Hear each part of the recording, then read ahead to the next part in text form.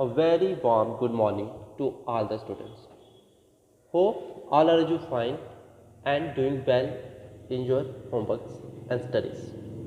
जैसे कि हमारा आज 4th यूनिट स्टार्ट होगा bonding and molecular structure.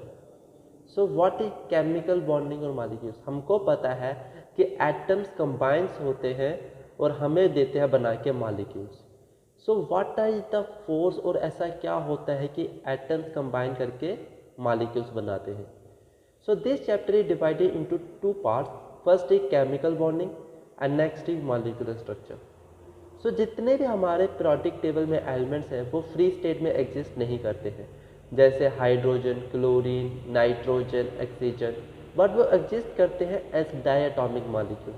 In addition large number of compounds भी हमें पता है जहाँ पे एटम्स जो डिफरेंट एलिमेंट्स के कंबाइन करते हैं डिफरेंट रेशियो में by their bond. A chemical bond is defined as the force of attraction जो दो एटम्स को होल्ड करती है इन अ मॉलिक्यूल. मतलब एक मॉलिक्यूल में जो दो एटम्स प्रेजेंट होंगे उन दोनों को एक साथ रखने के लिए उन दोनों के बीच में क्या होगा, कोई ना कोई फोर्स ऑफ अट्रैक्शन होगी.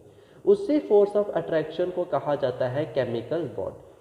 अब सवाल ये होता है कि एटम्स कंबाइन करके मॉलिक्यूल्स बनाते क्यों हैं.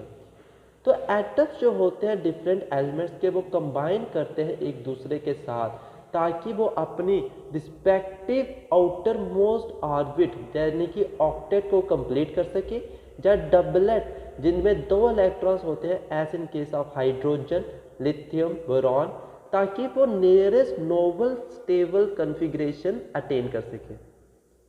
सो types of chemical bond. There are 3 main types of chemical bond. वो कौन सी हैं? इलेक्ट्रोवैलेंट और ionic bond, covalent bond, coordinate और dative bond. So first is electrovalent और आयनिक बॉन्ड. इसमें क्या होता है, 2 एटम्स होंगे जिनमें से एक के पास तो इलेक्ट्रॉन की एक्सेस होगी और दूसरे के पास इलेक्ट्रॉन की कमी. अब जिसके पास इलेक्ट्रॉन की एक्सेस है वहां से इलेक्ट्रॉन कंप्लीटली ट्रांसफर हो जाएंगे उस एटम के पास जिसके पास इलेक्ट्रॉन्स की कमी है.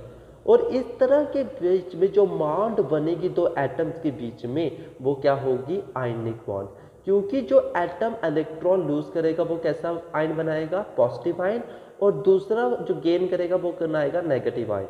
This bond is due to the formation of ions, इसीलिए इसको कहा जाता है ionic bond. For example explanation, atoms होते हैं इलेक्ट्रिकली न्यूट्रल, मतलब उन दोनों में इक्वल नंबर ऑफ प्रोटॉन्स और इलेक्ट्रॉन्स होते हैं. जब एक एटम इलेक्ट्रॉन लूज करेगा तो वो कैसा बनेगा, positively charge, since the number of protons अब ज़्यादा है नंबर ऑफ इलेक्ट्रॉन से.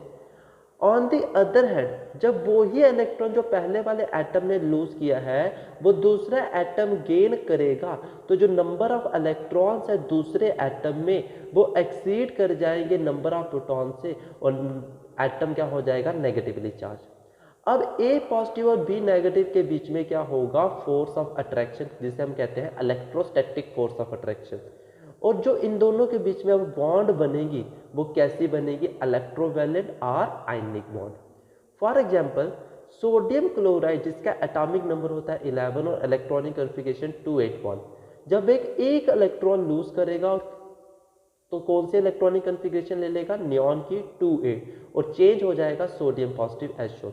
लेकिन दूसरे हैंड में हमारा जो क्लोरीन है उसके इलेक्ट्रॉनिक कॉन्फ़िगरेशन होती है 287. इसको अपने बैलेंस शेल में एक इलेक्ट्रॉन की कमी है टू कंप्लीट इट्स ऑक्टेट और ऑर्गन की तरह बन जाए.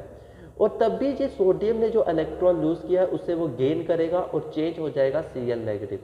अब ये जो पॉजिटिवली चार्ज सोडियम आयन है Na पॉजिटिव और नेगेटिवली चार्ज क्लोरीन आयन है Cl नेगेटिव, ये दोनों एक दूसरे को अप्रोच करेंगे और एक दूसरे के साथ स्ट्रांगली हेल्ड हो जाएंगे by electrostatic force of attraction और formation of sodium chloride take place होगा एज शोन. उसी तरह कुछ दूसरे एग्जांपल है, formation of magnesium oxide. Magnesium 2 electron lose करेगा सोडियम को और बनाएगा Mg2 positive O2 negative. Formation of sodium sulphide, 2 sodium 2 electron lose करेंगे सल्फर को और बनाएंगे Na2S सोडियम सल्फाइड.